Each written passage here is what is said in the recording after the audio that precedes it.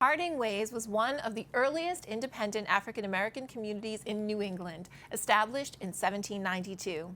We went on the local scene with our friend C.A.C, Community Art Collaborative, to learn more. Tonight is one of the lectures in Pilgrim Hall Museum's 200th anniversary speaker series, and it's occurring on Juneteenth, June 19th, which, as we know, of course, is a very important American holiday commemorating the end of slavery in the United States. So across the country, many people have activities and programs that relate to the history of African Americans in our nation. And here at Pilgrim Hall Museum, we have a fantastic program on a local site of African American history that has for a long time been overlooked and somewhat neglected. This event came together when we started Community Art Collaborative.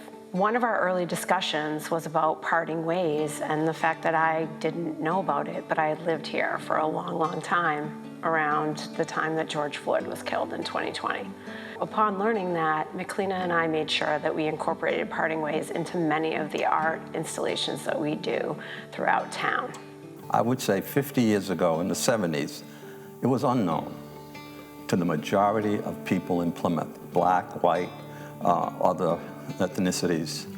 It is a site in Plymouth near the corner of Plimpton, the edge of Carver, the edges of Kingston, and the name Parting Ways came because it was geographically the parting ways of all those four towns. These men, Cato, Plato, Quamani, and Prince, all four of them in the 1770s volunteered to fight in the Revolutionary War in Boston and in New York. Because they volunteered in the military and we won the war, they came back to Plymouth. And Plymouth presented 94 acres of land. Not only earned their freedom from slavery, they were given land. In 1960, my father would tell me, "Bob, there is a cemetery somewhere in the area, but I would advise you stay away from it. It'd be like opening a can of worms."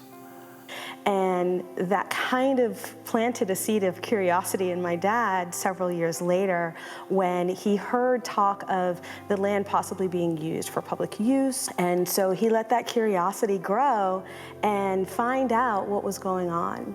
And so he decided to go into City Hall in Plymouth and walk in on a meeting. It wasn't easy going into the selectman's office. It wasn't easy going to a library with four of my friends, all with big afros and jeans and jean jackets. And one of the gentlemen running the meeting looked at him and was like, "Bobby, is that you?" And he's like, "Yeah." And the other gentleman looked at him like, "Who's this Bobby guy?" And he's like, "We played baseball together in Carver. Like, this is a good guy. Tell us what you need, what's going on?" And so my dad explained what was going on, what he thought might be happening. And from there, they said, "Okay, let's investigate." And through that investigation process, he started, plotting out and finding, first of all, where was the cemetery site, and then bringing friends over and saying, "Hey, look at this history." And through that curiosity and sharing with friends, more friends started coming and learning about it, and they were able to secure that as federally protected land back in the 70s. My family is really big on family and education. And when I think about that, I think about legacy and community. And so watching my dad put forth these efforts, and my mom as well, and our family, into the extended community, it's building a legacy. And so I feel like this is legacy work. It's not about ourselves, it's not about our ego. It's about illuminating stories that are important, and it's important for our community here to know about these very special four men. There's so much to explore and learn about things in our own backyards that we never knew about. And I think Parting Ways is such a classic example of that. You go by, it looks like an empty lot almost. There is some signage that the town has put in place to mark this important site, but for a lot of people, thousands of local residents go by this area and they have no idea of the history that it represents. I hope that people walk away with the importance of looking up and looking around in their community and having conversations and asking questions and recognizing that we have a lot of history and there's room for all of it. As community members here, I think one of the most important things for us to pay homage to Parting Ways is to share the story. Share the story of who these gentlemen are, that they fought in the Revolutionary War, that this land has been here, nestled in Plymouth and protected, and that we all want to be good stewards of that space. We want to see the legacy stay alive. I want to put flesh on the bones of the story.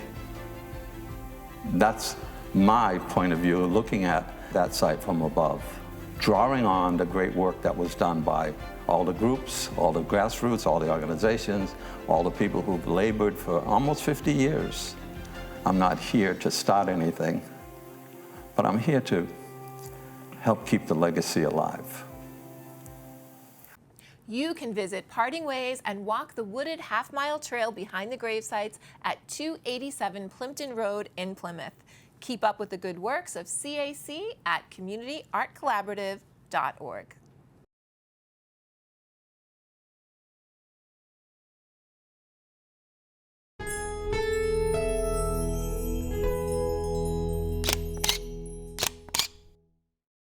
If you enjoyed this video by The Local Scene, please give it a thumbs up and hit the subscribe button.